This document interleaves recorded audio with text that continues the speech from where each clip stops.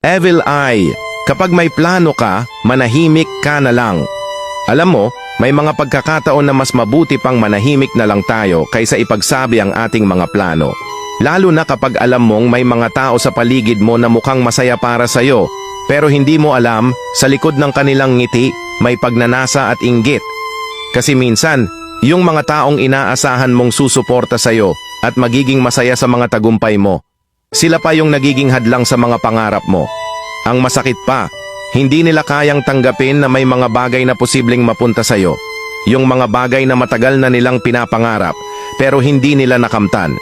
Tulad ng sinasabi nila, may mga tao talagang takot na makita kang umangat dahil iniisip nila baka maagaw mo yung mga bagay na akala nila sila lang ang may karapatang magkaroon. Ang tawag dito ay Evil Eye. Parang isang uri ng sumpa na nagmumula sa mga taong hindi kayang magpatawad ng sukses ng iba. Kaya, minsan, mas mabuti pang iwasan na lang, iparinig ang mga plano at tagumpay mo sa mga ganitong tao. Minsan, ang pinakamahusay na gawin ay magtulungan ka na lang sa sarili mong pagangat at huwag hayaang hadlangan ka ng mga taong hindi matutong magpasaya para sa'yo.